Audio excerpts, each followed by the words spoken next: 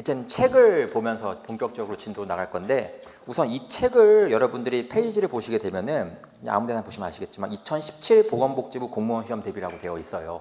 그렇죠. 근데 처음에 그렇게 대비하기 위해서 만들어졌지만 우리는 2019년을 준비하는 사람이기 때문에 이게 사실상 2019년을 가리키고 있다 정도 여러분들이 생각을 하시면 되고, 이 교재를 선택하게 된 데는 뭐 여러 가지가 있기는 한데요. 무엇보다 이제 제가 쓴 책은 아니에요. 근데 무엇보다 좀 약간 간결하게 요약이 되어 있어가지고 보건복지부 공부하시는 분들한테는 그래도 최소한으로 좀 다가갈 수 있지 않나라는 생각에서 좀 나온 내용이거든요. 그래서 이 책에서도요, 불필요한 부분이 있고요, 좀 더 필요한 부분도 있는 건 사실이에요. 그래서 더 필요한 부분들은 제가 구두 혹은 다른 방식으로 제공을 좀 해드릴 거고, 보지 말라고 하는 부분 여러분들 안 보셔도 상관이 없는 부분이기도 합니다. 그래서 지역적이거나 혹은 지나치게 학문적이거나 이런 부분들을 여러분들이 보실 필요가 없는 부분이거든요. 그래서 제가 보는 위주로만 공부를 하시면 되고, 제가 안 본 부분도 공부하셔도 상관없습니다. 왜? 공부는 자유롭게 하는 것이기 때문에. 그리고 모르면 저한테 물어봐 주세요. 답변해 드릴 수가 있습니다. 그래서 어쨌든 추천드리지는 않지만, 제가 보지 말라고 하는 부분도 보시게 되는 분들은 저를 활용해 가지고 체크를 해주세요. 그러면 제가 도움을 드릴 수 있도록 할 것이고요. 그 다음에 아까 말씀드렸다시피 다음 시간은 항상 오늘 배운 부분까지 문제를 좀 풀어보면서 여러분들 복습할 수 있는 시간을 좀 가져보도록 할 거예요. 그래서 처음부터 좀 내용을 살펴볼게요. 처음에 1페이지에 여러분 행정법 서론이라고 하는 거 보이시죠? 서론에 보게 되면은 행정법 중에서 행정이라고 하는 파트가 지나갑니다. 그래서 행정이 과연 무엇인지를 살펴보고 조금 있다가 행정법이 무엇인지를 살펴보는 영역으로 넘어가는 거거든요. 그래서 지금 시간에는 행정이 무엇인지 조금 살펴보도록 할게요. 행정이라고 하는 것은 어떻게 탄생되었냐면은, 여러분들 과거 왕 이미지 한번 좀 생각을 해보세요. 왕들 어떻게 살았을 것 같아요? 막 겨울인데 수박 먹고 있고, 여름인데 귤 먹고 있고, 이렇게 옆에서 막 부채질 해주고 있고, 막 이런 분위기 좀 나지 않습니까? 과거의 왕들은 정말 절대적인 권력을 갖고 있는 왕들이 있었거든요. 다시 말해서 내가 곧 법이야. 야, 너는 얼굴이 재수없구나. 내 앞에서 사라져야 되고요. 너는 좀 마음에 드는 것 같은데 내 집에 와서 이래야 돼요. 이런 게 과거의 법이라고 보시면 될 것 같습니다. 이런 세상 속에서는 사람들이 평등했을 것 같아요? 평등하지 않았을 것 같아요? 평등하지 않았겠죠. 왕의 마음에 들면은 잘 살고요, 마음에 안 들면 한순간에 거지 되는 게 사람의 현실이었거든요. 근데 그런 거에 대해서 사람들이 무비판적이었어요. 왜? 배우지를 못했기 때문에. 근데 어느 순간 계몽 사상이라고 하는 것이 주입됐거든요. 계몽이 꿈에서 깨어내라는 뜻인 거예요. 그래서 계몽 사상이라고 주장하던 사람들 와가지고, 야, 사람은 평등한 거야. 너네 왜 이러고 사는 거냐? 왕은 별거 아니야. 왕은 우리가 끌어낼 수 있어. 이런 생각을 주입시키는 거예요. 주입시키고 보니까 그 말이 진짜 맞는 것 같아. 그래서 왕을 찾아가가지고 이렇게 이야기했습니다. 왕, 분명히 내가 지금 배우는 거에 의하게 되면은 왕도 사람이잖아. 나도 사람이거든. 우리 평등하게 대해줘. 라고 하니까 어떻게 되냐면은 죽임을 당해요. 네가 뭔데 와가지고 나한테 뭐라고 하는 거야? 죽여버렸습니다. 근데 이런 사람들의 생각이 늘어나다 보니까 이런 사람들이 모이기 시작하는 거예요. 여러분, 우리 얼마 전에 막 촛불 집회하기도 했잖아요. 이런 식으로 사람들이 모이기 시작하는 겁니다. 그래서 과거에는 왕한테 일방적으로 종속이 되다가 이젠 왕한테 이야기하는 거예요. 싸우자. 그래서 왕은 처음에 쟤네 왜 그래? 요즘에 유행인가? 라고 하면서 싸우기 시작했거든요. 근데 싸워도 계속 저항을 하는 거야. 그러다 보니까 왕도 결국 패배를 하는 거예요. 그래서 왕이 패배를 해가지고, 아, 그래, 니네가 말이 맞다 라고 해가지고 내가 갖고 있는 권력을 세 가지로 나누어 줄게. 이것이 바로 상권 분립, 권력 분립의 시작이다라고 보시면 될 것 같아요. 제가 아까 행정이라고 하는 것은 입법, 사법, 행정 중에 하나라고 했잖아요. 그래서 권력 분립하는 과정에서 나오게 된 것이 바로 행정이구나라고 보시면 될 것 같습니다. 그래서 행정의 정의를 보시게 되면 성립 보이시죠? 성립에서요, 행정의 성립은 밑줄 그을게요. 권력 분립에 의하여 이루어졌다라고 보시면 될 것 같아요. 이해되시겠죠? 그럼 다음 페이지를 보시게 되면은 행정의 의라고 하는 것이 있습니다. 근데 여러분들 이 행정이라고 하는 것은요, 아까 말씀드린 굉장히 제가 복잡한 거라고 말씀을 드렸었잖아요. 그래서 여러분 4페이지를 보실래요? 사람들이요, 행정을 정의 내리기 시작한 거예요. 근데 행정이 정의 내리는 게 어려워요. 왜? 너무나 다양한 것을 행정이라고 부르는 것이기 때문에 정의 내리기 힘들어요. 그래서 사람들이 정의를 내리다가 대학자인 포르스트호프라고 하는 사람이 이렇게 이야기하는 거예요. 4페이지의 결여에 박스 보이시죠? 박스 보시게 되면은 짝대기에 포르스트호프라고 하는 영어로 써있는 이름 보이시니까 그 사람이요, 이렇게 이야기하는 거예요. 아, 도저히 행정 정의할 수가 없을 것 같다. 너무 복잡해. 다만 행정이 뭔지는 대충 그림만 그려볼 수 있을 것 같아 라고 하면서 다만 묘사할 수밖에 없다라고 하는 명언을 남기고 공부를 하기 시작하는 겁니다. 그러면은 이분은 행정을 어떻게 묘사했냐면은 첫 번째, 행정은 공익을 실현하는 작용이다 이렇게 이야기한 겁니다. 제가 아까 말씀드렸다시피 행정법은 공법이었죠. 그렇기 때문에 공익을 실현한다 이렇게 이야기하고 있고요. 두 번째, 공동체를 형성한대요. 즉 우리 함께 모두 잘 살 수 있는 방안을 마련하는 것이 행정이구나 이렇게 이야기한다는 뜻이고요. 세 번째로는 행정 주체의 작용이래요. 행정 주체는 조금 이따가 자세하게 배우겠지만 국가를 생각을 하시면 돼요. 즉 국가가 국민한테 나서 가지고 하는 작용을 이야기한다라고 보시면 되고요. 그 다음에 미래지향적이고 적극적이래요. 예를 들어서 여러분들 법원은 수동적이다 이렇게 이야기하거든요. 왜?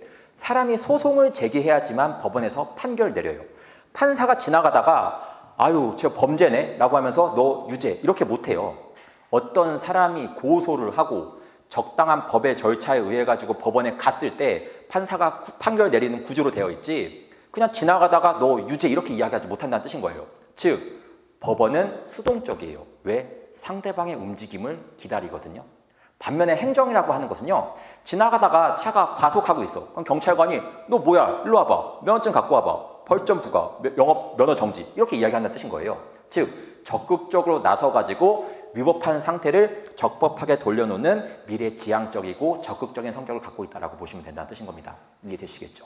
그 다음에 동그라미 6번에 다양한 법 형식, 아까 행정행위 형식도 있었고 공법상 계약도 있었고 행정지도도 있고 행정입법도 있고 다양한 형식이 있지 않습니까? 이런 식의 형식으로서 맞아가는 것이 바로 행정법이다라고 보시면 되고요. 마지막으로 구체적인 사안에 관련된 법 집행이래요. 행정법은요, 사건이 발생해야지 움직이는 게 일반적입니다.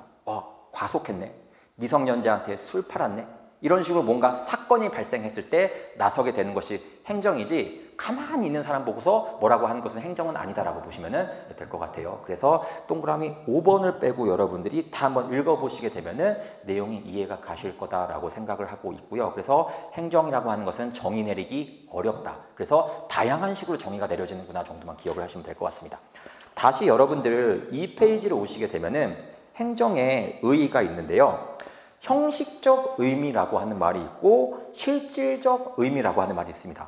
여러분 제가 행정법 2달 동안 강의를 하면서 형식이라고 하는 말이 나오잖아요. 그럼 여러분은 어떻게 생각하냐면 외모라고 생각하세요.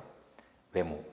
실질이라고 하는 말이 나오게 되면 내용, 성격을 이야기하는구나 라고 보시면 될 것 같습니다. 이해되시겠습니까? 그래서 모든 개념을 제가 다 이렇게 해설을 해드릴 거예요. 자, 그러면은 아까 제가 3권 분립을 이야기했는데 처음에 입법부가 있었죠. 입법부. 입법부는 국회를 이야기한다라고 제가 아까 말씀을 드렸었고요. 그 다음에 사법부가 있었습니다. 사법부.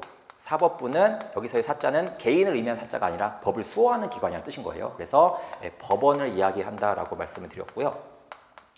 또 한 가지는 행정부가 있었습니다. 이 행정부는 법을 집행한대요.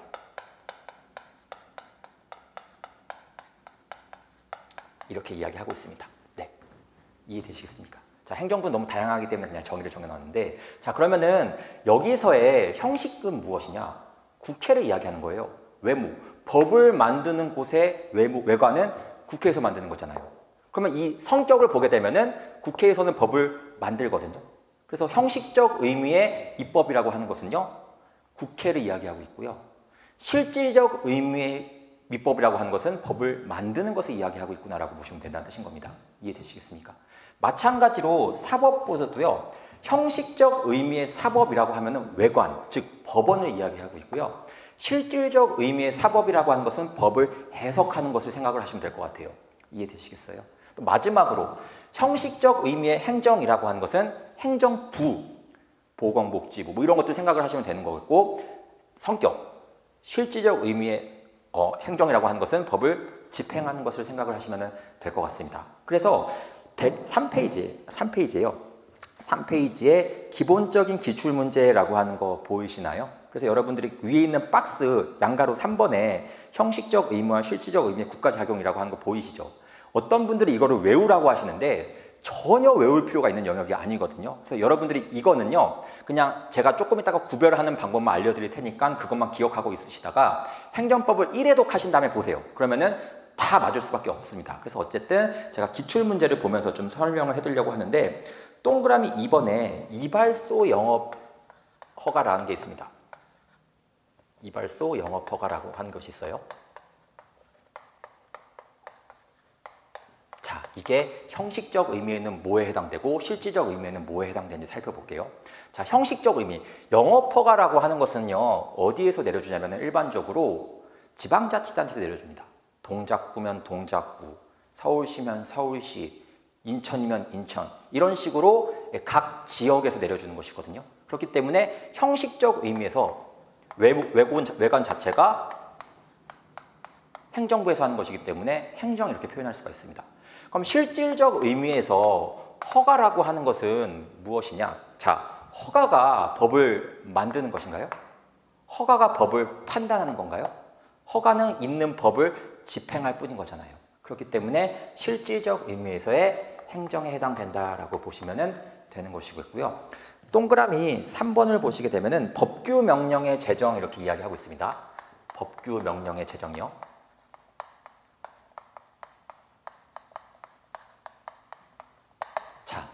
자, 이 법규 명령이라고 하는 것은요, 누가 만드느냐?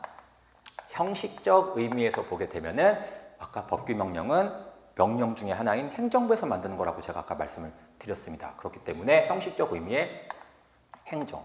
그럼 법을 만드는 거잖아요. 그럼 법을 만드는 것은 법을 해석하는 건가요? 법을 실행시키는 건가요? 여기에 해당되는 것이겠죠. 그렇기 때문에 실질적 의미에서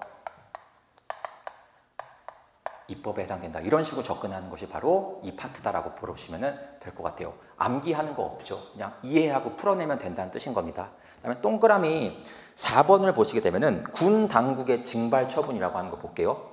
병역 처분을 이야기하는 거예요. 군대 가라고 이야기하는 거예요. 끔찍하죠. 그래서 어쨌든 이렇게 보는데 군대 가라고 하는 거 국방부에서 이야기하거든요. 다시 말해서 외모 자체가 형식적 의미의 행정.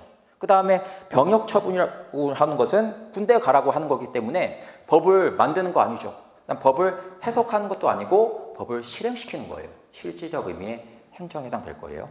그 다음에 동그라미 5번에 국회 사무총장의 소속 직원 임명이라고 하는 거 보이시죠? 국회 사무총장이기 때문에 형식적 의미, 다시 말해서 외모가 어디냐? 국회에서 하는 거 맞습니까? 국회에서 하는 거잖아요. 그래서 형식적 의미의 입법. 실질적 의미에서 공무원을 임명하는 거는요, 임명이 법을 만드는 것인가요? 법을 혹은 판단하는 것인가? 그냥 임명장 주명되는 거잖아. 법을 집행하는 것이겠죠. 실질적 의미의 행정에 해당된다라고 보시면 되는 사안이고요. 동그라미 1번은 지금 여러분들이 아실 필요는 전혀 없습니다. 그래서 재결이라고요. 나중에 사법부가 판단하는 것과 비슷한 것을 행정심판위원회라고 하는 곳에서 하거든요. 그래가지고 그냥 실질적 의미의 사법 이렇게 이야기하기도 하는데 그건 나중에 보시면 되는 거고, 지금 여러분들은 이런 식으로 구분하는구나, 이게 암기가 아니라 이해로서 다가갈 수 있는 영역이구나 정도만 체크를 하시고서 넘어가시면 충분한 뜻인 거고요. 문제는 한번 각자 한번 풀어보세요.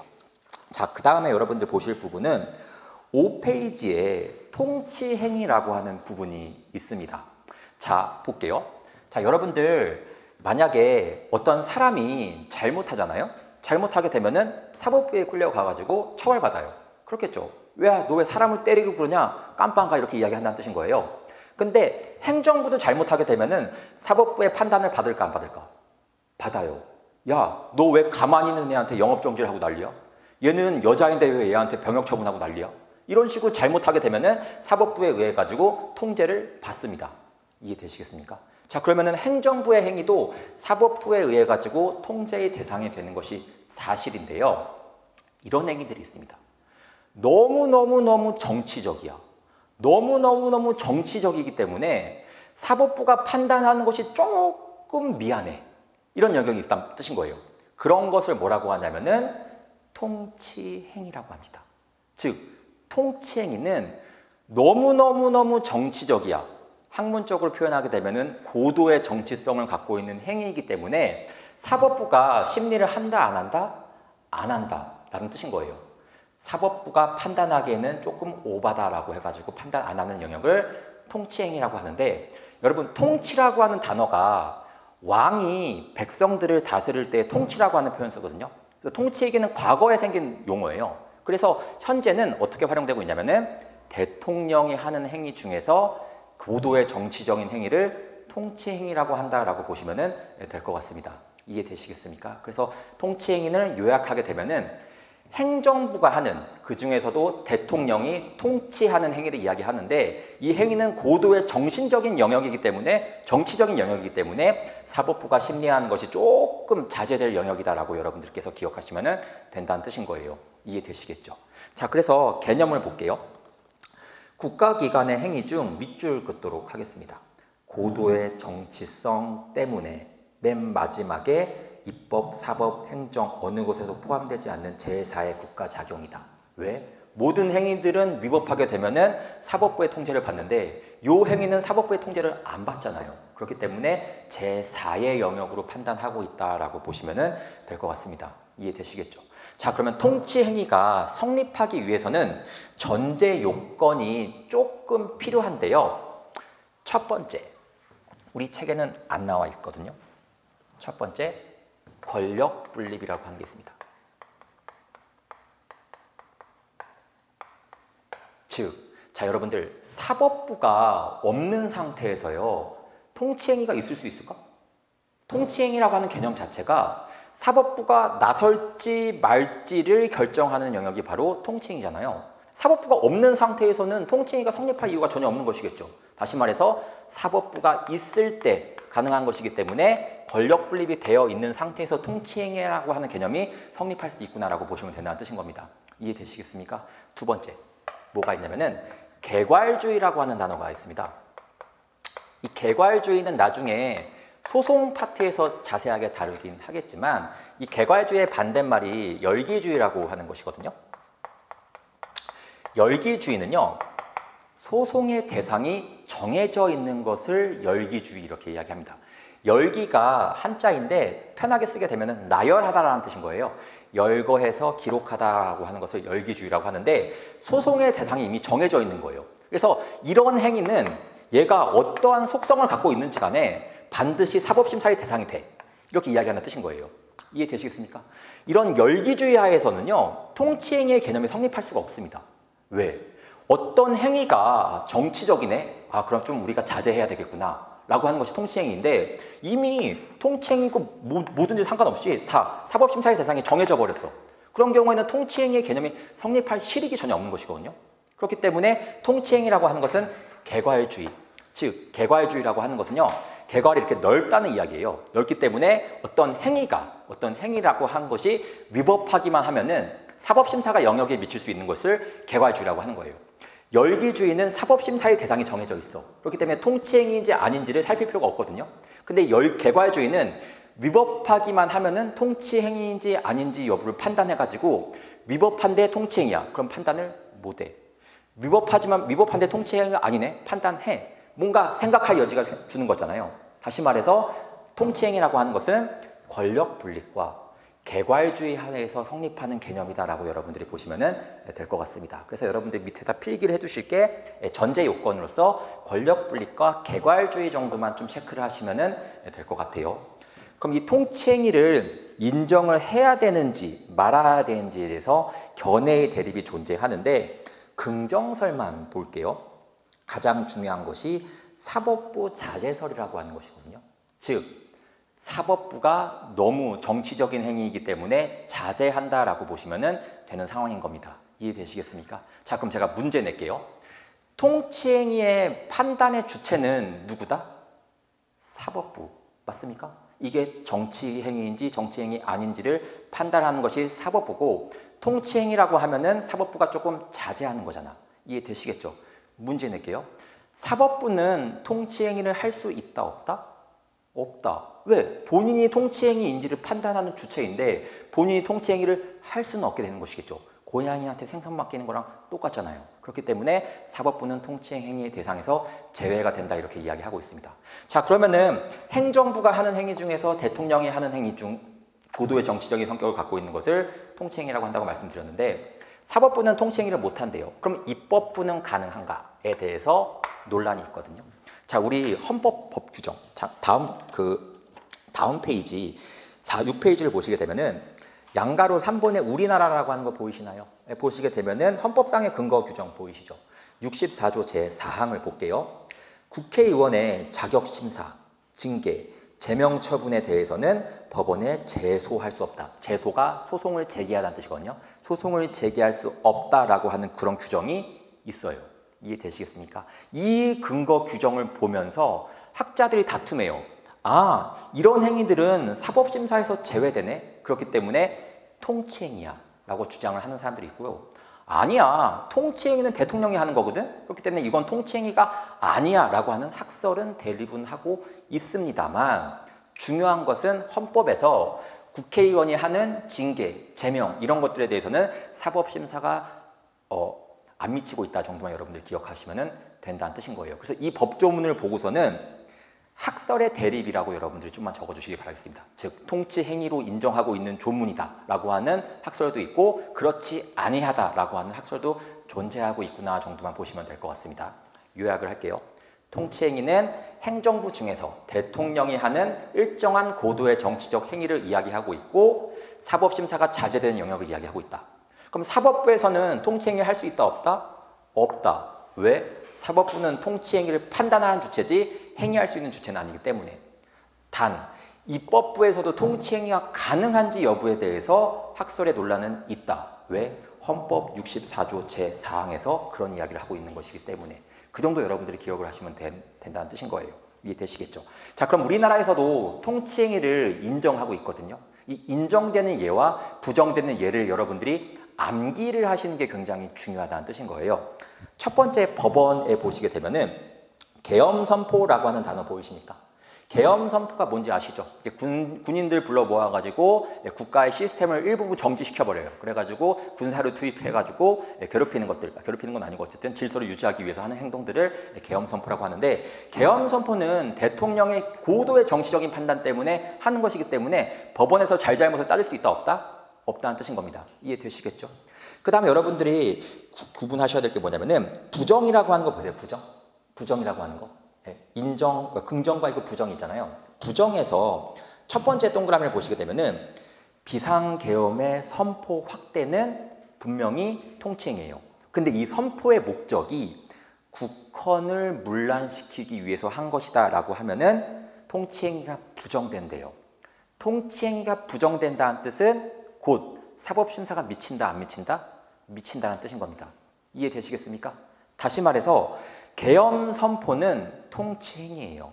그러나 계엄선포가 국헌 문란을 목적으로 나오게 된 경우에는 통치행위가 아니다. 즉 사법심사의 대상이 된다 정도만 생각을 하시면 될 것 같습니다. 이해되시겠죠? 그래서 키워드를 잘 기억을 하세요. 국헌 문란이라고 한다는 점. 그 다음에 긍정에서 밑에서 두 번째 동그라미 보시게 되면은 사면권 행사라고 하는 거 보이십니까? 여러분 8.15 특사 이런 거 들어보셨어요? 다시 말해서 어떠한 범죄자들은 대통령이 야 너는 이젠 풀려도 좋을 것 같아 라고 하면서 면해 주는 거, 사면해 주는 것을 사면권 행사 이렇게 이야기하고 있거든요. 이런 것들은 고도의 정치적인 행위이기 때문에 잘잘못에 대해서 사법심사가 개입한다, 안 한다? 안 한다. 왜? 통치행위이기 때문에. 이해되시겠습니까?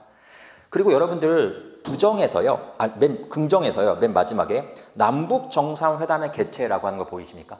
남북정상회담이라고 하는 것은 우리 북한과 남한과 대통령이 만나가지고 이렇게 대화하는 것을 남북정상회담 이렇게 이야기하고 있잖아요. 그 개최는 고도의 정치적인 활동을 파악하고 있습니다. 다시 말해서 사법심사가 미친다, 안 미친다?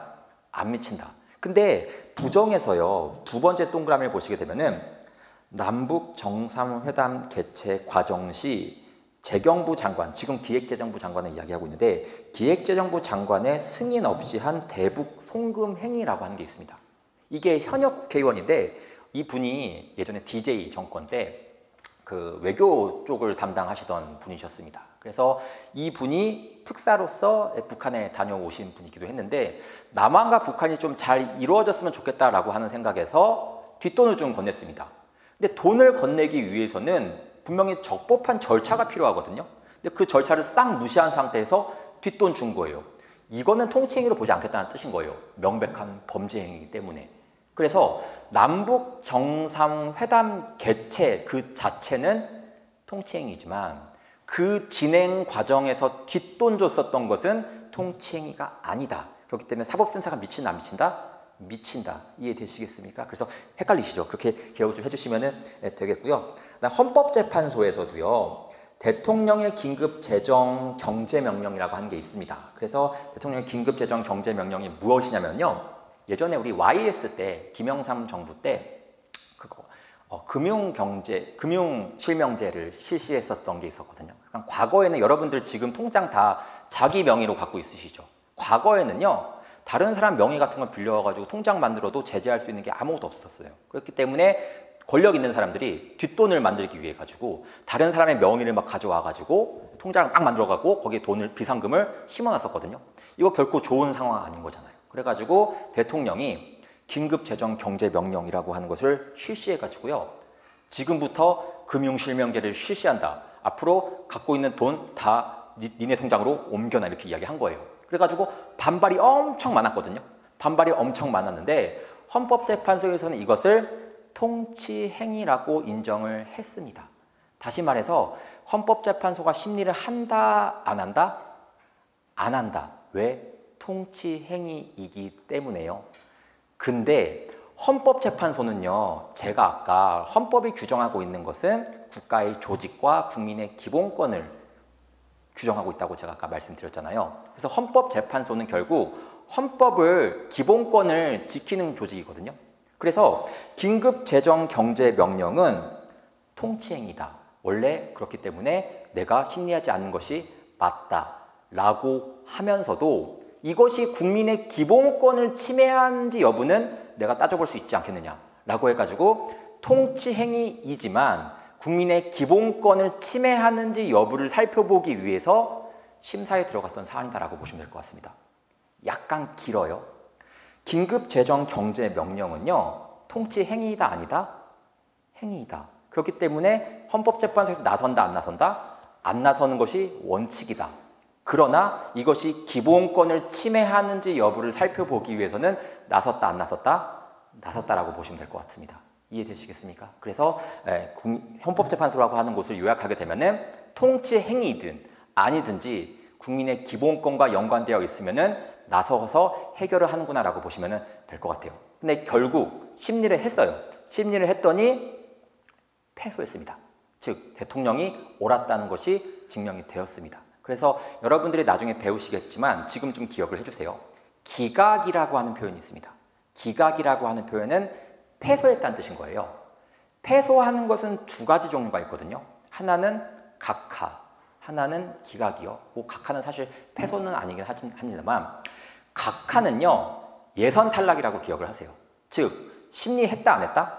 안 했습니다. 너는 심리할 가치도 없을 것 같아. 각하라고 하고요. 심리는 해봤지만 너의 이야기를 들어줄 수는 없을 것 같아. 기각이라고 하는 거예요. 근데 이 사건은 각한 사건일까? 기각한 사건일까? 기각한 사건. 왜? 심리는 했잖아. 이해되시겠어요? 그렇기 때문에 여러분들이 왼쪽에다가 기각이라고만 좀 정리를 해주시면 되겠습니다. 이해되시겠죠? 그 다음에 두 번째 동그라미에 이라크 국군 파병 결정이라고 하는 거 보이시죠? 예전에 우리 노무현 정권 때 자이툰 부대를 이라크에 좀 파병한 게 있었거든요. 이거 고도의 외교적인 문제이기 때문에 정치적인 문제다. 그렇기 때문에 통치행위다. 통치행위가 아니다. 통치행위다. 그렇기 때문에 심사한다 안 한다? 안 한다. 이해되시겠습니까? 그 다음에 국민투표에 붙일지 여부 보이시나요? 바로 밑에 부정에 행정수도 이전 결정 보이시나요? 자, 우리 예전에 노무현 정권 때 우리 서울의 수도가 대한민국의 수도가 서울이잖아요. 그래서 이 수도인 서울을 지방으로 옮기겠다, 세종으로 옮기겠다라고 하는 그런 이야기를 좀 했었거든요. 그래가지고 이게 문제가 된 사안이었어요.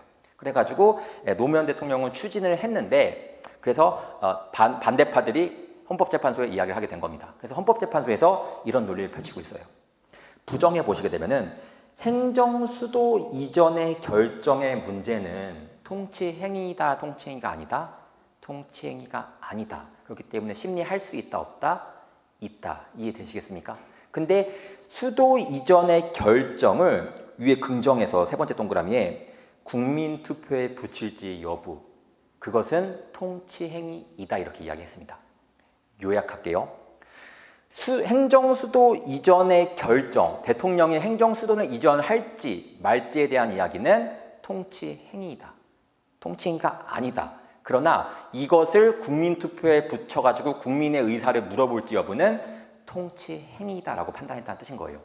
단, 통치행위가 맞는데 이 사안도 국민의 기본권을 침해하는지 안 하는지를 판단하기 위해서 헌법재판소에서 심리했던 사안이다라고 보시면 될 것 같아요. 이해되시겠습니까?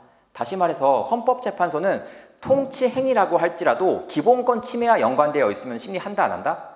한다고요. 이해되시겠죠? 그래서 여기 나와 있는 이라크 파병 결정을 제외하고 나머지 것들은 통치행위임에도 불구하고 기본권 여부를 침해한지 살펴보기 위해서 결국 심리를 한 사건이다 정도 여러분들께서 기억을 좀 해주시길 바라겠습니다. 이해되시겠죠? 일단 오른쪽 페이지에 통치행위의 범위 보이시죠? 범위 보이시게 되면은 여러분들이 암기를 하셔야 될 그냥 사안입니다. 그래서 뭐 사실관계를 정확하게 이해하고 그런 것들을 살펴보는 것이 아니라 암기를 해야 된다 정도만 좀 생각을 하시고, 그다음 통치행위로 볼 수 없는 것 중에서 동그라미 4번에 지방의회 의원이라고 하는 거 보이시죠? 제명이라고 하는 거 보이시죠? 우리 아까 국회의원의 징계, 제명 같은 것은 통치행위인지 아닌지 여부를 떠나서 사법심사가 미친다, 안 미친다?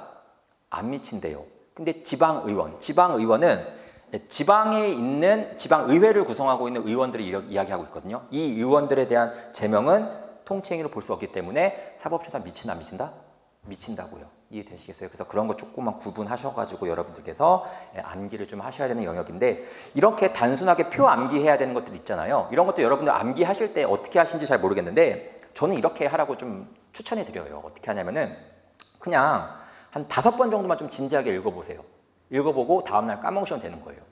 농담 아니라 5번 정도 한번 진지하게 읽어보시는데 5분도 안 걸릴 거거든요. 읽고 다음날 까먹으세요. 그래서 여러분들이 이런 과정이 여러 번 반복됨으로 인해 가지고 자연스럽게 기억이 되는 것이지, 암기하기 위해서 막 계속 써보거나 뭐 오늘 꼭 암기하려고 한다거나 이렇게 하는 순간 되게 행정법이 어려워질 수밖에 없어요. 그렇기 때문에 오늘 5번 진지하게 보고 다음날 까먹는 것이 미션이다라고 보시면 될 것 같아요. 그래서 진심이에요. 그래서 그렇게 좀 공부를 하시면 된다라고 보시면 되고, 양가로 5번에 통치행위 한계라고 하는 거 보이시죠? 한계를 보시게 되면은 판단 주체 보이십니까? 판단 주체는 법원이 한다고요. 이해되시겠죠? 법원이 하는 것이기 때문에 법원은 통치행위를 할 수 있다, 없다? 없다. 이해되시겠죠? 그 다음에 추세를 보시게 되면은 통치행위는 사법심사가 미쳐요, 안 미쳐요? 안 미치죠. 근데 어떠한 행위가 위법하다라고 하면은 사법심사가 미치는 게 좋은 거잖아요. 근데 이 영역은 통치행위이기 때문에 사법심사가 안 미쳐. 그래서 이 영역이 늘어나고 있을까, 줄어들고 있을까? 줄어들고 있다라고 보시면 될 것 같습니다. 왜? 사법심사가 나서가지고 권리 구제해 주는 게 좋은 모습이기 때문에. 그래서 오늘날에는 통치행위 영역이 점점 줄어들고 있구나라고 보시면 될 것 같습니다. 그 다음에 관련 기출 문제는 여러분들께서 한번 풀어보시길 바라겠고요. 그 다음에 행정의 분류라고 하는 거 다음 페이지에 보이시죠? 네, 4번에 행정의 분류를 보시게 되면은 하나만 체크할게요. 주체를 기준으로 한다는 점. 즉, 행정을 누가 하느냐.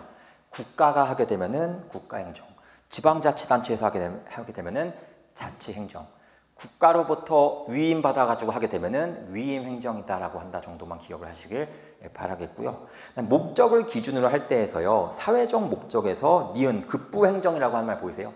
급부라고 하는 말 자체만 좀 기억하시면 좋을 것 같습니다. 급부는 무엇인가를 주는 것이거든요. 그래서 보조금을 준다든가 이런 것들을 급부행정이라고 하는 거예요. 그렇기 때문에 급부행정이라고 하는 것은 무엇인가 줄 때를 이야기하고 있구나 정도만 기억을 하시고 넘어가시면 된다라고 보시면 될 것 같습니다. 여기까지가 행정에 대한 개념이었다라고 보시면 될 것 같아요. 간단하게 요약하게 되면은 행정은 권력 분립에서 나온 개념이다. 그리고 행정은 정의하기가 쉽다 어렵다?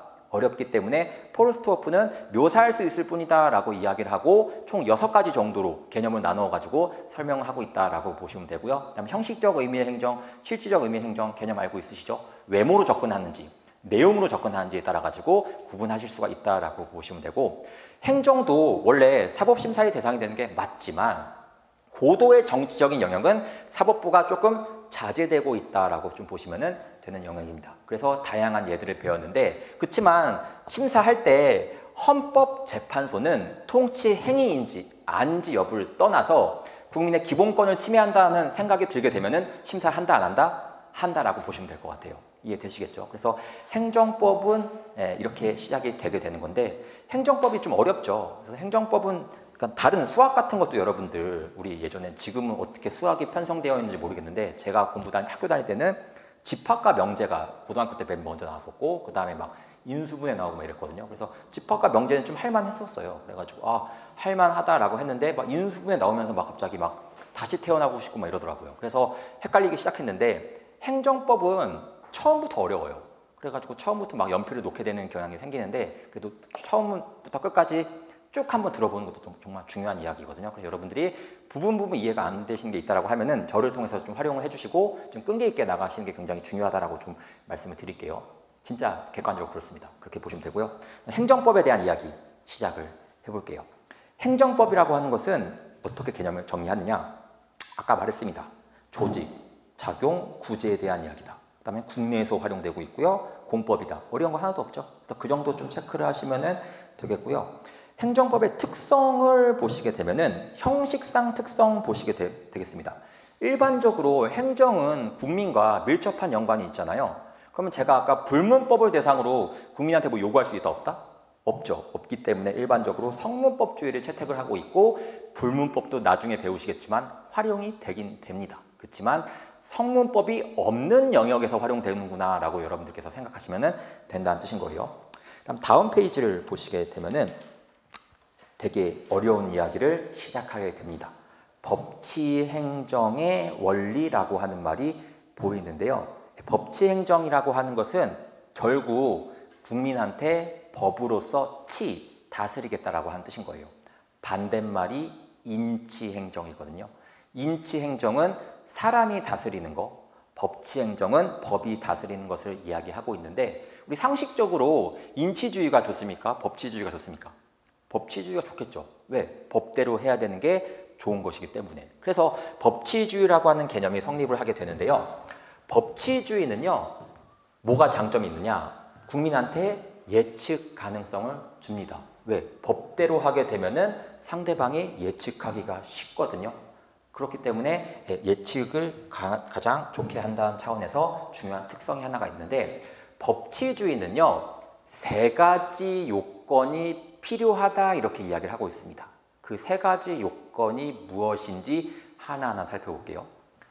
첫 번째로는요, 법률이라고 하는 것은 무엇인가를 만들어낼 수 있는데 법규를 만들어낼 수 있대요. 그래서 법률의 법규 창조력 이렇게 이야기합니다. 말 자체가 어려운데 이것을 약간의 영어를 좀 곁들여서 쓰게 되면은, 법규라고 하는 것은요, 뭐에 의해서 만들어지냐면은 법률에 의해서 만들어지는구나 라고 하는 개념을 이렇게 생각하시면 될 것 같아요. 그럼 이 법규가 무엇인데 법률로 만들어지냐라고 궁금할 수가 있겠죠.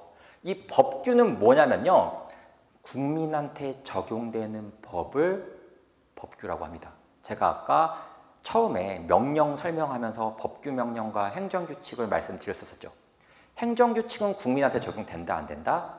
안 된다. 그리고 법규 명령은 국민한테 적용된다고 말씀드렸잖아요. 다시 말해서 법규라고 하는 것은 국민한테 적용되는 법을 말하는데, 헌법, 법률, 명령, 조례, 규칙 중에서 행정규칙을 제외한 모두를 법규라고 생각하시면 되는 거예요. 이해되시겠습니까? 다시 말해서 일반적으로 국민한테 적용되는 법은 누가 만들어야 된다? 법률로서 만들어야 된다라고 보시면 될 것 같습니다. 왜? 국민의 대표자이기 때문에. 이해되시겠죠? 근데 여러분들, 제가 아까 말씀드렸었지만 행정이라고 하는 것은요, 굉장히 다양한 영역에서 활용되는 거라고 제가 아까 말씀을 드렸습니다. 그렇기 때문에 국회의원이 다 만들 수 있을까 없을까? 못 만들어요. 못 만들기 때문에 위임이 가능하다라고 보시면은 된다는 뜻인 거예요. 그래서 이렇게 만들어지거든요. 자, 볼게요. 동물보호법이라고 하는 것을 생각해 보겠습니다. 오늘이 16일인가요? 그래서 제16조, 아무 의미 없다는 뜻이에요. 그래서 제16조에서 이렇게 써 있습니다. 위험한 개는 1항. 그래서 이런 동그라미 1항 이렇게 부르고 있습니다. 네, 그래서 조, 항 이렇게 보시면 되는 거예요. 1항에서 위험한 개는 입마개를 하여야 한다. 이런 법 조문이 있습니다. 그래서 위험한 개라고 쓸 수밖에 없는 이유는 제가 아까 말씀드렸습니다. 위험한 개는 너무너무 많고 전문적이기 때문에 국회의원이 알 수가 없거든요. 그래서 이 2항에서는요. 위험한 개의 종류는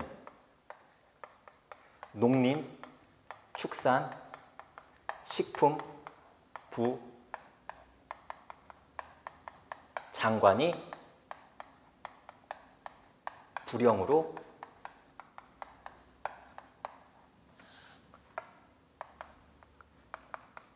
정한다. 이렇게 써 있다는 거예요. 이게 위임 규정이다라고 보시면 될 것 같습니다. 이해되시겠습니까? 다시 말해서 이것도 국민한테 적용되는 법 맞죠? 적용돼가지고 위험한 개에 따라가지고 위험한 개는 입마개 해야 되는 것이기 때문에 국민한테 적용되는 거잖아요. 다시 말해서 이렇게 위임 받아가지고 만들어질 수도 있다라고 보시면 된다는 뜻인 거예요. 이해되시겠어요? 그래가지고 농림축산식품 불령에서 위험한 개의 종류를 쫙 정하게 되게 되는 것이겠죠. 그래서 위임도 가능하다라고 보시면 되고요. 두 번째로 기억을 하셔야 되는 것은 법률 유보라고 하는 개념이 있거든요. 법률 유보요. 여기서 유보라고 하는 단어가 뭘 이야기하자면은 이게 일본 말이에요. 그래서 우리말로 바꾸게 되면은 근거로서 바꾸시면 되는 거예요. 즉 어떠한 행위를 하기 위해서는 행정부가 국민한테 작용을 하기 위해서는 법에 근거가 있어야 된다라고 하는 것을 법률 유보라고 하는 겁니다. 자, 예를 들어서요. 어떤 사람이 소득이 100만 원이라고 하는 돈이 생겼습니다. 근데 이 100만 원이 생겼기 때문에 얘한테 소득세를 걷어야 되거든요. 근데 법에 근거가 없으면은요. 막 갖고 올 수 있잖아. 너 100만 원 그대로 갖다 내.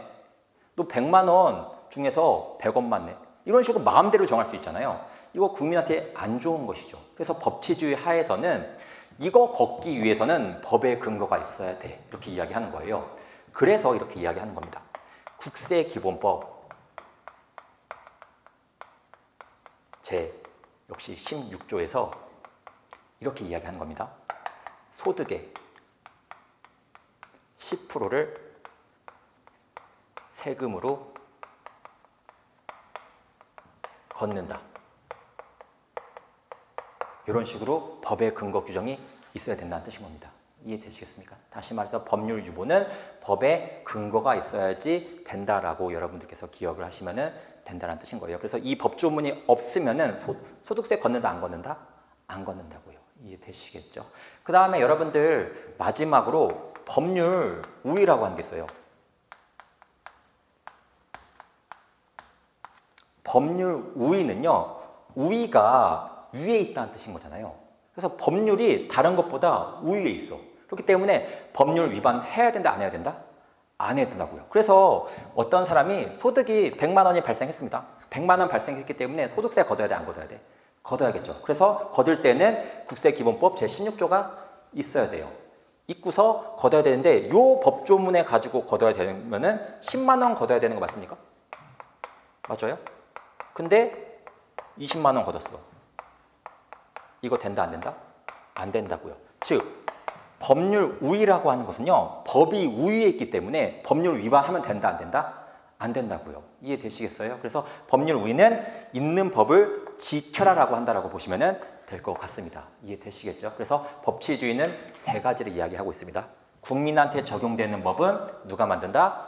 법률로 만든다. 그렇지만 법률로서 모든 것을 만드는 것이 불가능하기 때문에 위임된다 안 된다? 된다. 이해되시겠죠?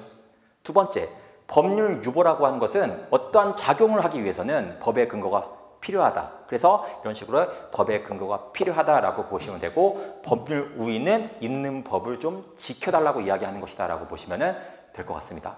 자, 그럼 여러분들 제가 여기서 두 단계만 더 들어갈 건데 1단계에 들어갈게요.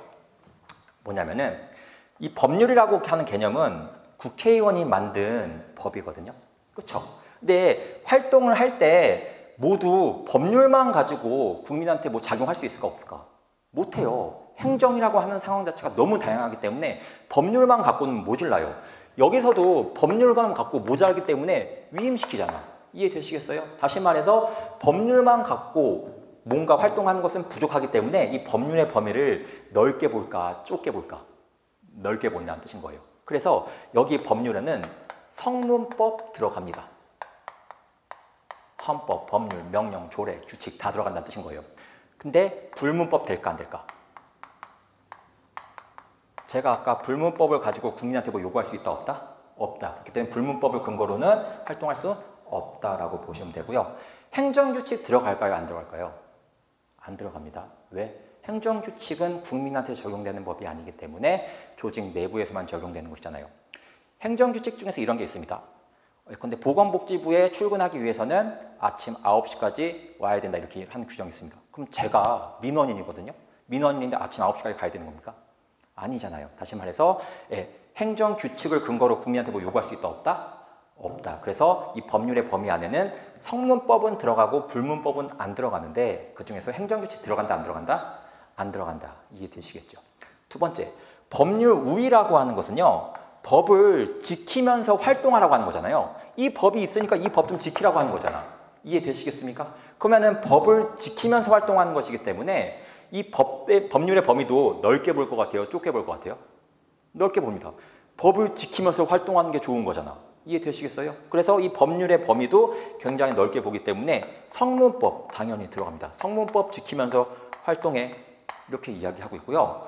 불문법도 들어갑니다. 불문법도 지키면서 활동을 좀 해달래요. 조금 이따가 배우시겠지만 불문법은요. 일반적으로 국민을 위해서 만들어진 법들이 굉장히 많이 있거든요.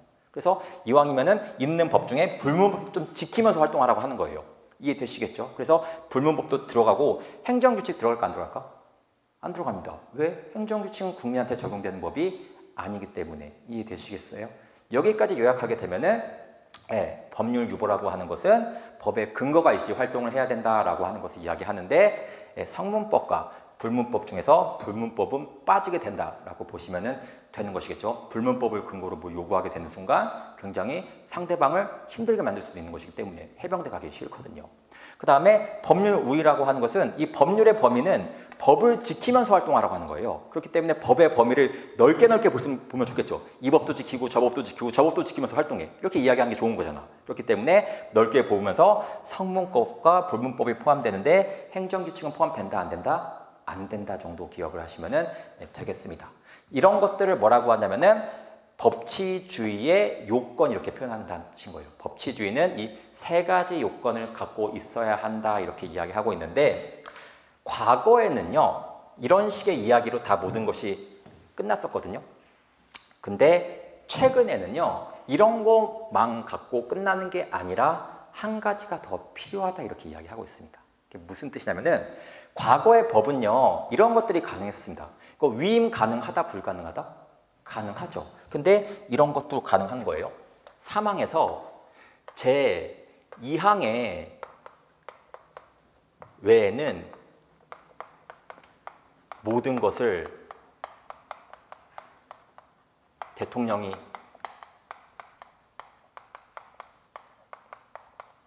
대통령령으로 이런 규정이 있다고 쳐보도록 하겠습니다. 자, 이거 분명히 위임받아서 만들어진 규정 맞고요. 이것도 위임받아서 만들어진 거 맞거든요. 근데 그 위임받게 되면은 그냥 뭔가 모든 것을 대통령이 할 수 있게끔 하는 거 맞습니까? 그러면 이거 대통령 마음대로 하라는 뜻 아니야? 과거에는요, 위임이 가능하기 때문에 위임만 있으면은 요것도 가능하고 요것도 가능하다는 게 과거의 형태였었어요. 근데 이거 하게 되면은 독재할 수도 있겠죠. 그래서 이런 거 인정하면 된다, 안 된다? 안 된다. 이런 위임을 뭐라고 하냐면은 포괄적 위임이라고 하거든요. 즉 권한을 포괄적으로 가져가는 것을 포괄적 위임이라고 합니다. 포괄 위임 가능할까 불가능할까? 불가능합니다. 독재할 수밖에 없겠죠. 그래서 현재는 포괄 위임을 금지하고 구체적인 사항, 요 종류에 대해서만 정하라라고 해가지고 구체적 위임만 가능하다 이렇게 부르게 되는 거예요. 이해되시겠습니까? 그래서 과거에는 위임이라고 하는 외모만 있으면은 됐는데 내용 같은 것을 살핀다 안 살핀다? 안 살핀다. 그냥 위임이라고 하는 껍데기만 있으면 되는 거예요. 근데 지금은 위임이라고 하는 껍데기 안에 내용, 구체적 위임하고 있는지까지 살피겠다고요. 이해되시겠어요? 그래서 이렇게 구체적 위임을 살피는 것을 뭐라고 하냐면은 실질적 법치주의 이렇게 이야기하고 있습니다. 그럼 과거의 법치주의의 모습은 당연히 형식적 법치주의가 되는 것이겠죠. 그래서 형식적 법치주의에서 오늘날에는 실질적 법치주의로 이동하고 있구나라고 여러분들이 보시면 되는 상황이고요. 두 번째, 법률 유보에서도요. 과거에는요. 특별 권력 관계라고 하는 것이 있거든요. 특별 권력 관계는 무엇을 이야기하고 있냐면은 여러분들이 공무원이 되셨을 때 국가와의 관계를 특별 권력 관계라고 이야기하고 있습니다. 그래서 여러분과 국가와의 관계를 특별 권력 관계라고 하는데 여러분이 잘못하면은 징계받을 수도 있고요. 잘하면은 포상받을 수도 있어요. 근데 여러분이 잘못했을 때 징계받을 수가 있겠죠. 근데 과거에는요. 특별 권력 관계에서는 법의 근거 필요하다 필요하지 않다? 필요하지 않대요. 근데 오늘날에는 여러분을 징계하는데 당연히 법조문 근거 필요하지 않겠습니까? 그렇기 때문에 법의 근거 필요하다 필요하지 않다? 필요하다. 그래서 형식적 법치주의 하에서는 특별 권력 관계에서는 법의 근거가 없어도 가능했습니다. 그러나 오늘날에는 필요하다 필요하지 않다? 필요하다고요. 이해되시겠죠? 마지막에 법률 우위도요. 법률 우위도 법을 위반하지 말라고 하는 것이 법률 우위잖아요. 그래서 과거에는 이게 가능했습니다. 소득의 90%를 세금으로 걷는다라고 하는 법이 있잖아요. 이 법만 지키기만 하면 되는 거잖아. 그렇기 때문에 실제로 100만 원 벌었는데 90만 원의 과세가 가능하다는 뜻인 거예요. 이거 헌법에 위반되는 걸까? 안 되는 걸까? 되는 것이겠죠. 왜? 헌법에서는 인간은 인간답게 살 권리가 있다. 이렇게 이야기하고 있는데 100만 원 벌어가지고 90만 원 내네? 말도 안 되는 것이겠죠. 그렇기 때문에 이런 법은 헌법에 위반되기 때문에 헌법에서 날려버릴까 안 날려버릴까? 날려버립니다. 나중에 배우시겠지만 날려버리는 것을 위헌법률심사 이렇게 이야기해요. 그래가지고 위헌법률심사에 의해 가지고 날려버린다라고 기억을 해주시면 될 것 같습니다. 그래서 이런 법을 다시 10%로 고쳐버리겠다는 뜻인 거겠죠. 요약하겠습니다. 첫 번째, 형식적 법치주의 하에서는 세 가지 요건을 요구했는데 첫 번째는 법률의 법규 창조력이다. 즉 국민한테 영향을 미치는 것은 국민의 대표자인 법률에서 만들어야 된다. 그렇지만 법률에서 모든 것을 만드는 것은 불가능하기 때문에 위임이 있어야 된다. 그렇지만 위임이 있더라도 그냥 외모 자체의 위임만 있으면 되는 것이기 때문에 내용 살핀다 안 살핀다? 안 살핀다. 그래서 포괄적 위임도 가능하다. 그러나 오늘날에는 포괄적 위임을 인정하게 되는 순간 독재하는 것이기 때문에 인정한다 안 한다? 안다 안 한다. 그래서 내용까지 살피는 실질적 법치주의다라고 기억을 좀 해주시고요. 두 번째, 법률 유보에서도요. 법률에 근거가 있어야지 활동을 할 수 있다는 뜻인 거잖아요. 그래서 과거에는 특별 권력 관계에서는 법률에 근거 없이도 활동이 가능했었대요. 그래서 여러분들한테 징계할 때도 공무원인데 여러분 그냥 마음에 안 드네? 너는 그냥 파면이야. 이게 가능했다는 뜻인 거예요. 근데 오늘날은 말도 안 되는 것이겠죠. 그렇기 때문에 특별 권력 관계에서는 실질적 법치주의 하에서는 특별 권력 관계에서도 법의 근거가 필요하다라고 보시면 된다는 뜻이고요. 마지막으로 법률 우위의 관점에서도 법률 우위는 법을 지키기만 하면 된다는 뜻이잖아요. 그래서 법의 내용을 안 보는 거야. 법이 무슨 내용이든지 살피지 않았습니다. 90%의 세금으로 걷는다. 괜찮았었어요. 그러나 오늘날은 말도 안 되는 거지. 그렇기 때문에 이 법의 내용이 헌법에 위반되는지 위반되지 않는지의 내용도 살핀다라고 보시면 될 것 같습니다. 그래서 이 내용이 정리된 표는 제가 다음 시간에 갖다 드릴게요. 그래서 여러분들이 이런 식으로 기억만 좀 해주시기 바라겠습니다. 그래서 우리 책에 나와 있는 내용을 꼼꼼하게 보시기보다는 어쨌든 이 내용을 기억을 하시고 우리 책에서 볼 만한 내용은 법률 우위라고 하는 거 보이십니까? 법률 우위를 보시게 되면은 모든 행정은 의회가 제정한 법률을 위반할 수 없음. 이해되시겠죠? 그래서 법률을 지키라고 하는 것이기 때문에 소극적 기능을 한다 이렇게 이야기하고 있습니다. 있는 법을 지켜야 되는 것이기 때문에 법률 유보라고 하는 것은요. 특정한 행정을 하기 위해서는 법률에 근거 없이 행정권을 발동할 수 없음.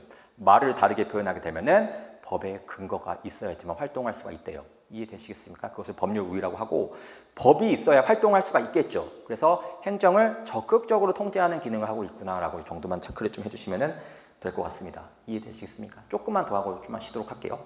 여러분들 법률 우위라고 하는 그 학설이 11페이지에 여러분들이 보이시게 될 건데 무슨 이야기를 하고 있는 것이냐면요.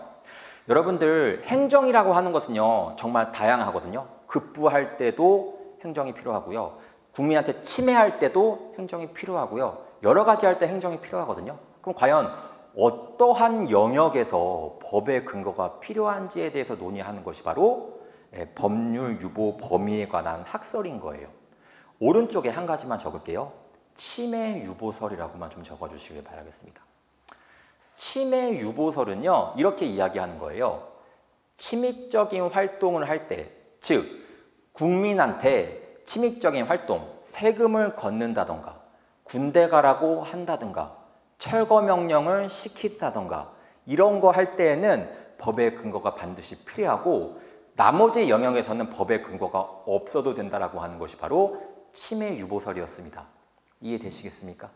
반면에 급부행정유보설이라고 하는 건 보이시죠? 급부행정유보설 밑에다가 침해 플러스 급부라고만 좀 적어주세요. 침해 플러스 급부. 침해 행정을 할 때뿐만이 아니라 급부행정을 할 때에도 법의 근거가 필요하다라고 하는 것이 바로 급부행정유보설이다라고 보시면 되는 것이고요. 권력행정유보설이라고 하는 것은 그냥 권력적인 행위를 할 때, 상대방한테 명령 같은 거 할 때 법의 근거가 필요하다라고 하는 것이겠고, 비권력적인 활동할 때, 행정지도 같은 거요. 이런 거 할 때에는 법의 근거 필요 없다라고 이야기하는 것이 바로 권력행정유보설이고요. 전부행정유보설은 모든 행정을 할 때에는 법의 근거가 필요하다라고 하는 것을 전부유보설 이렇게 이야기하고 있습니다. 그럼 전부유보설의 단점은 뭐가 있냐면은 모든 행정을 할 때 법의 근거가 필요하대요. 그럼 법의 근거가 없으면은 활동을 할 수 있다 없다? 없다. 이해되시겠습니까? 모든 것을 입법부에 의존하게 되는 거예요. 이해되시겠죠? 그렇기 때문에 행정의 재량을 굉장히 축소하게 되는 결과, 그것을 권력분리 원칙에 위반된다. 의회의 집행기구로 전락하게 된다. 이렇게 표현하게 된다고 보시면 될 것 같습니다. 맨 위에 표에 그렇게 써 있죠. 그래서 두 번째 짝대기 보시게 되면 단점에 행정의 독자성이 없고 의회의 집행기구로 전락하게 되고 권력분리의 원칙에서 위반된다. 이렇게 이야기하게 된다는 뜻인 겁니다. 이해되시겠습니까? 그 다음에 제일 중요한 거는 중요사항 유보설이라고 하는 개념이 있거든요. 중요사항 유보설이요. 중요사항 유보설은요. 중요한 활동을 할 때에는 법의 근거가 필요하고요. 중요하지 않은 영역에서 활동을 할 때에는 법의 근거가 없어도 된다는 뜻인 거예요. 그럼 중요한 게 뭐냐? 중요한 것을 본질적이다 이렇게 이야기하거든요.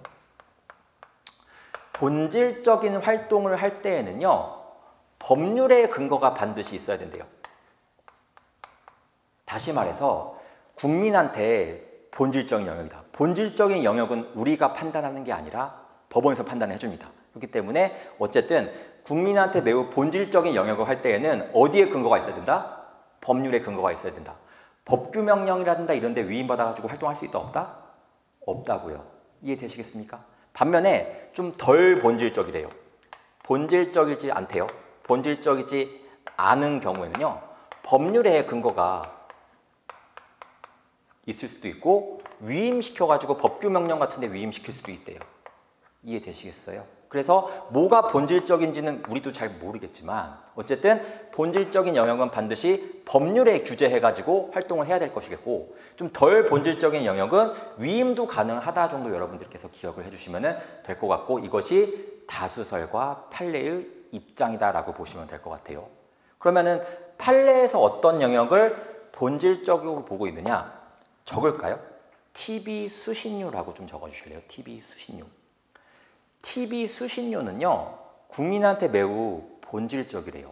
본질적이기 때문에 TV 수신료에 대한 내용은 법률로만 정해야 된다 아니면 위임 받아가지고 법규명령을 정할 수 있다? 법률로만 정해야 된다고요. 이해되시겠습니까? 그 다음에 병의 복무 기간. 병이라고 하는 것은 그 군인을 이야기하고 있습니다. 그래서 군인의 복무 기간 같은 것들은 매우 본질적인 것이기 때문에 반드시 법률로만 정해야 된대요. 위임 받을 수 있다 없다? 없대요. 이해되시겠습니까? 그 다음에 중학교 의무 교육 실시 여부라고 적어주세요. 네. 중학생한테 의무 교육을 할지 안 할지는 매우 본질적인 영역이기 때문에 법률로만 정해야 된대요. 이해되시겠습니까? 근데 비본질적인 영역에다가 하나 적으세요. 의무 교육 실시 1이라고 적어주시기 바랍니다. 다시 말해서 언제 의무 교육을 실시할지 여부는 위임 받아가지고 만들어질 수도 있다, 이렇게 기억을 좀 해주시기 바라겠습니다. 이해되시겠습니까? 그 다음에 본질적인 영역에다가 한 가지만 더 적을게요. 유급 보좌관 임명이라고만 좀 적어주세요. 보좌관이라고 하는 것은 국회의원이라든가 지방의원을 보좌하는 사람들, 비서를 이야기하고 있거든요. 이거 비서 고용할 때 국회의원 월급과 지방의회 의원은 모두 주민들 세금에서 나가는 거예요. 그렇기 때문에 국민한테 매우 밀접하다라고 판단을 하는 것이거든요. 그렇기 때문에 그런 사항들은 반드시 법률로만 정해야 된다라고 기억을 좀 해주시면 되겠습니다. 이해되시겠죠? 그래서 그냥 암기사항이고요.